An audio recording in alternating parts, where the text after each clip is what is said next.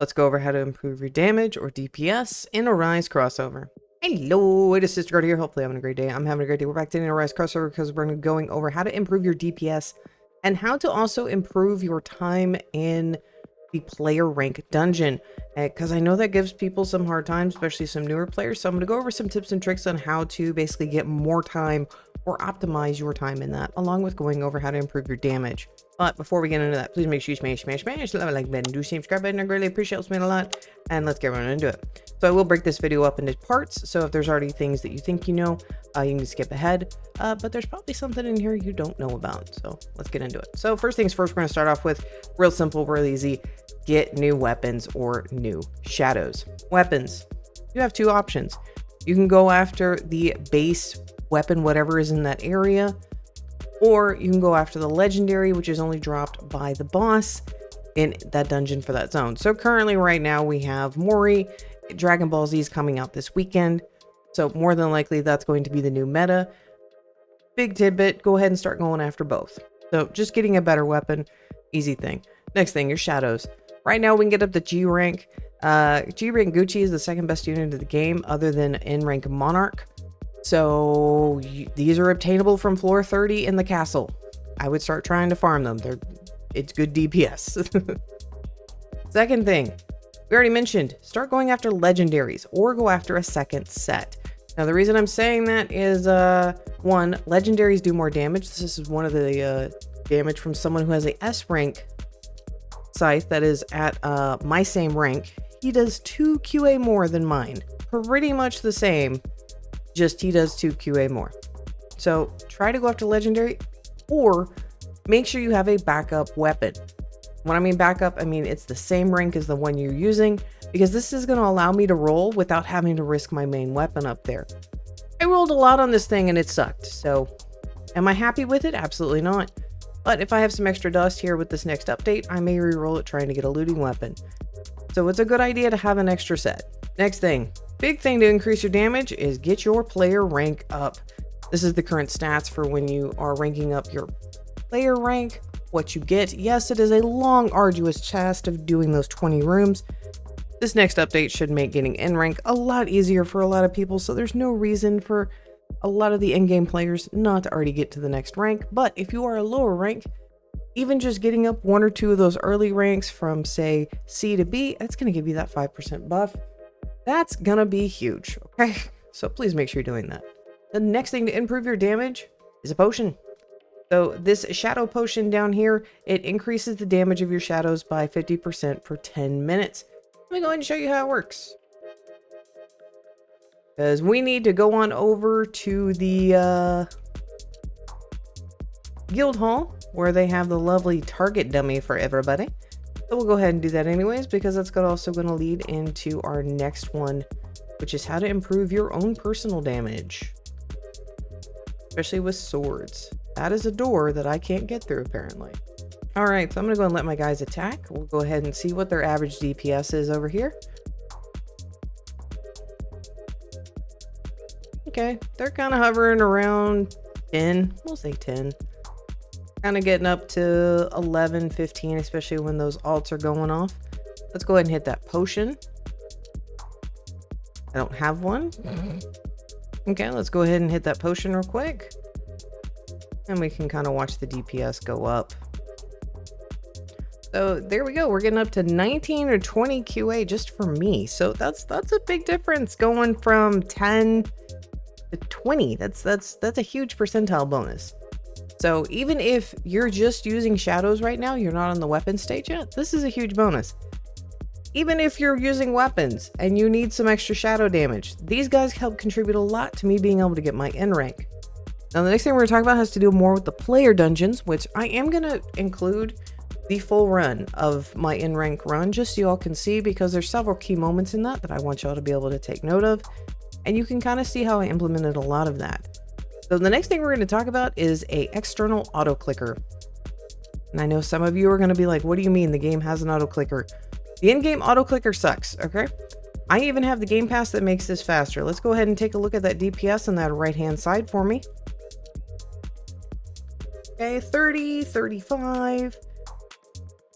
maybe spiking up to 38. Let's go ahead and turn that off. I'm going to use an external auto clicker real quick. I will include a link to a video by Mr. DV Plays. He has one for mobile. There's an auto clicker for MacBook. So I got y'all all covered. That's a little bit better. Just a little bit. I mean, it's not going up super amount, but significantly better. We're definitely hitting those higher peaks a lot faster and got up into 50s. Yeah. So I would recommend this. I am going to point out real quick, do not use multiple auto clickers at the same time. I have tried this. It's really hard to turn your camera. I am full sending my mouse and I have 2 auto clickers going and it doesn't really do anything. Just one. You just need one. But you do need to use an external auto clicker in order to get more DPS. Now, the last way you can improve your damage, because after this, we're going to strictly talk about how to improve your player run utilizing your units, is guilds. If you go over here to the upgrades, go over to the guild tab, your guild is able to increase the damage of your shadows. The more this goes up, the more damage you get. You also can get an extra slot. That is why I have 8. A lot of people ask me, I have the game pass plus I have this. So I get 8 in total right now. And once we get 10 QI, which easily with the next update, this is going to happen, we will be able to get another slot. Now, the next 2 points I'm going to go ahead and talk about to help improve your player, like when you're doing your player dungeon, has to deal with movement in it, because this will give you extra time, therefore increasing your damage. So the first thing we're going to talk about is dashing at the start. So I'm going to just put some B-roll footage up from my in-rank run. When you are on the CL Games loading screen, you are physically able to move in the dungeon, which means you can move forward and start dashing and jumping to move forward. As you see here at the end of the clip,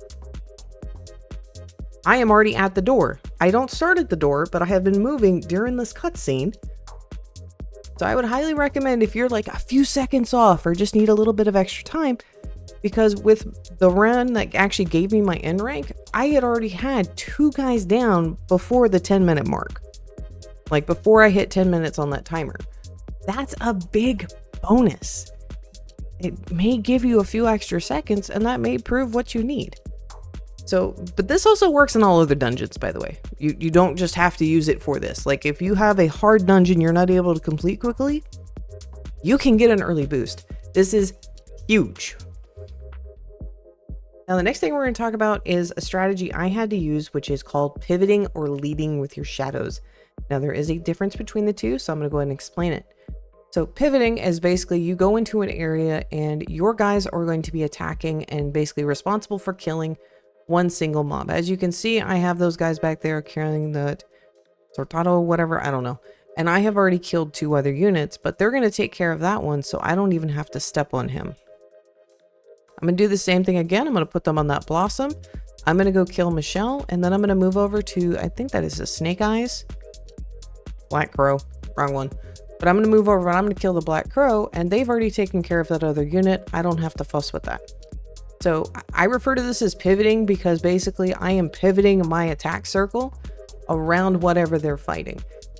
So what this is going to allow you to do is basically you don't have to worry about that mob, which is kind of nice, especially during my in-rank run. I will post a part of that. You have to kind of figure out the spacing because guilds does have that upgrade.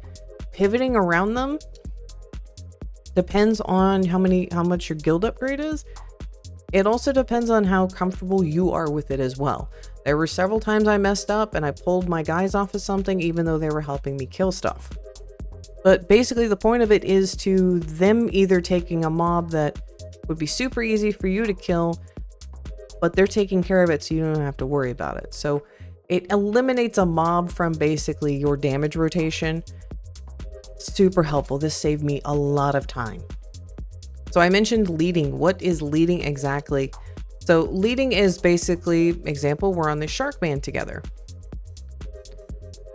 When we are getting close to being done or whatever it happens to be, I'm going to move to the next unit because that's where I want them to be. So I'm not pivoting. So I'm not going, to all the mobs around them. I'm going to the next one that I want them to be at. This is for someone whose shadows are stronger than your swords.